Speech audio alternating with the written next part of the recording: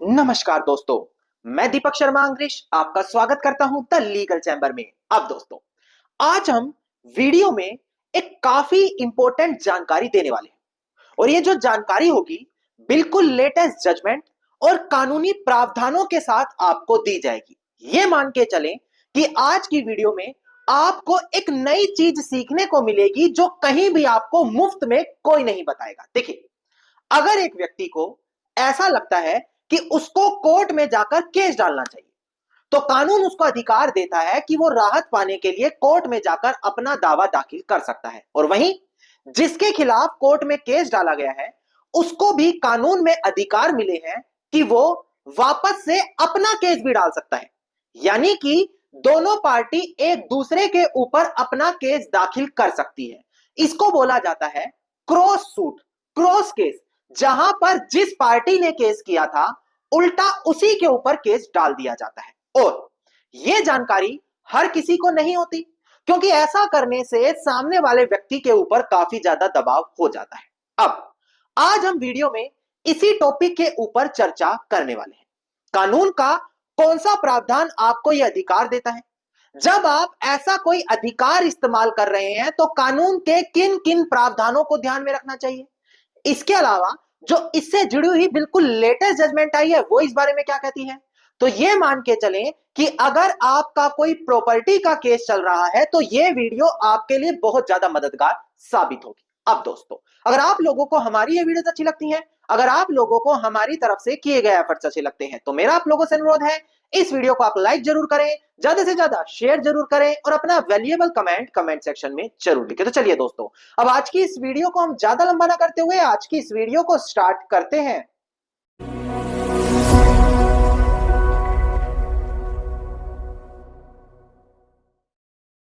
अब दोस्तों, सबसे पहले वीडियो की स्टार्टिंग में एक महत्वपूर्ण जानकारी मैं अपने सभी व्यूअर्स को दे दूं। देखिए, मैंने अपने सभी व्यूअर्स के लिए एक व्हाट्सएप चैनल बना लिया है, जहां पर आप लोगों को रोजाना जो भी लीगल अपडेट्स आ रही हैं, लीगल जजमेंट्स आ रही हैं, उनके बारे में डिटेल से बताया जाएगा।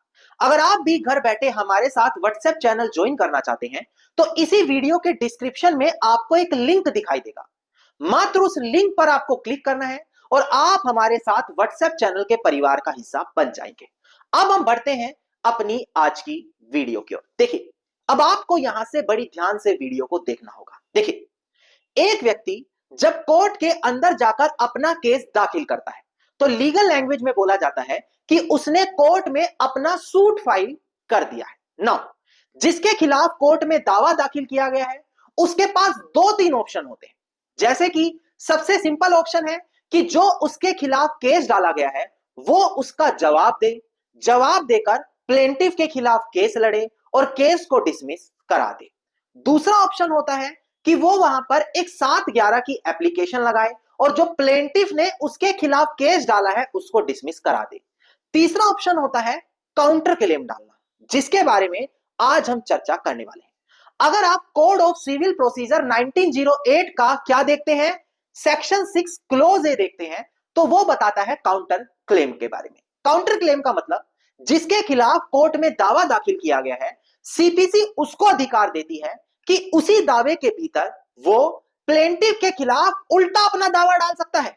मतलब जिसने आपके खिलाफ केस किया, आप उस केस में बचाव करने की जगह सीधा उल्टा उसके ऊपर केस डाल सकते हैं ताकि उसके ऊपर खुद प्रेशर आ जाए। अब क्या हर केस में काउंटर क्लेम डाला जा सकता है? जी नहीं दोस्तों, काउंटर क्लेम केवल वही डाला जाता है जहां पर आपका कोई अधिकार बनता हो। उदाहरण के तौर पर मान लेते हैं आप एक प्रॉपर्टी के मालिक हैं, आपके ऊपर किसी ने केस डाल दिया टाइटल सूट कि मैं इस प्रॉपर्टी का मालिक हूं और वो आपको बाहर निकालना चाहता है। अब आप सोचेंगे यार, मालिक भी मैं, कब्जा भी मेरा और मेरे ऊपर झूठा केस डल गया।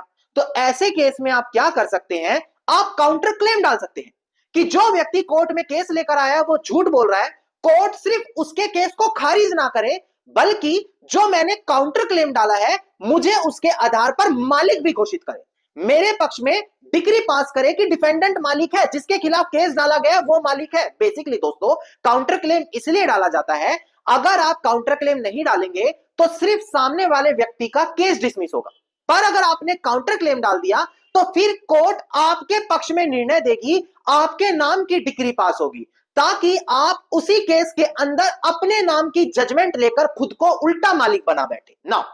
इसको बोला जाता है काउंटर क्लेम। अब काउंटर क्लेम के अंदर कई और प्रावधान होते हैं। अगर हम सभी प्रावधानों की बात करने लग जाएंगे तो वीडियो काफी लंबी हो जाएगी।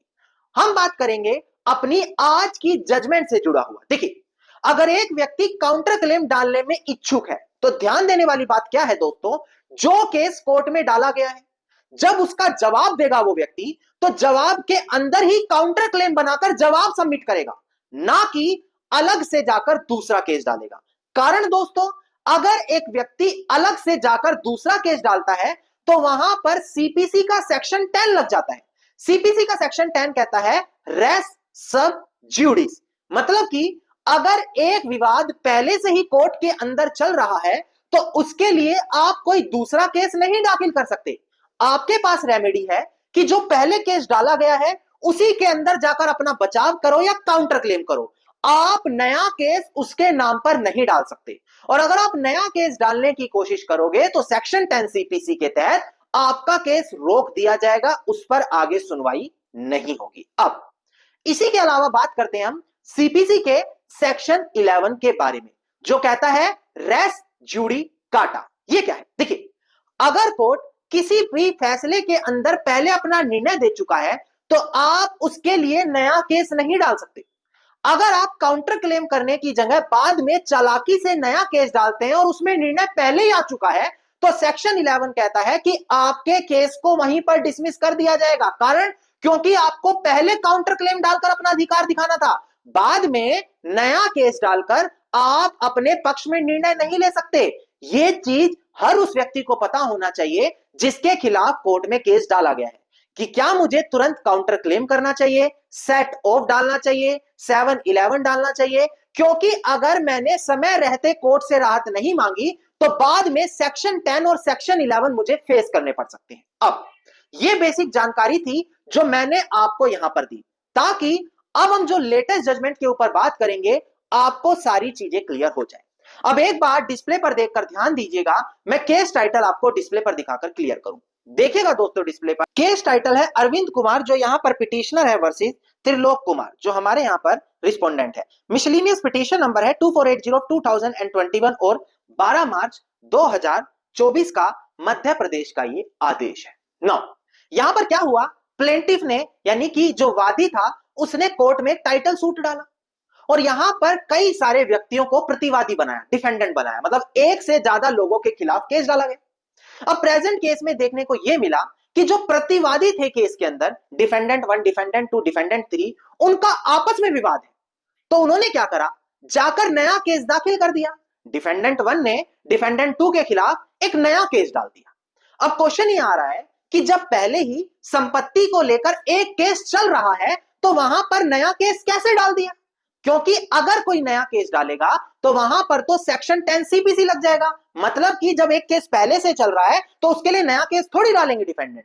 इस चीज को लेकर ऑब्जेक्शन लगाएगा। नाउ ये मैटर आगे अपील होता होता ऑनरेबल मध्य प्रदेश हाईकोर्ट के सामने पहुंचा है, इस मिसलेनियस पिटीशन के सामने।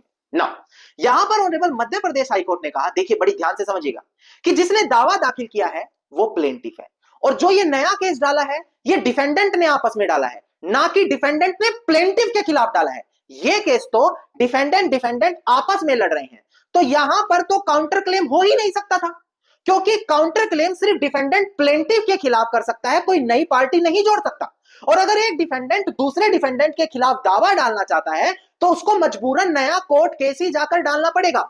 वो काउंटर क्लेम ऐसे संपत्ति के विवादों में नहीं ले सकता। इसके अलावा अगर ऐसा नया केस डाला गया है तो वहां पर सेक्शन 10, सेक्शन 11 सीपीसी उसको रोक ही नहीं सकता।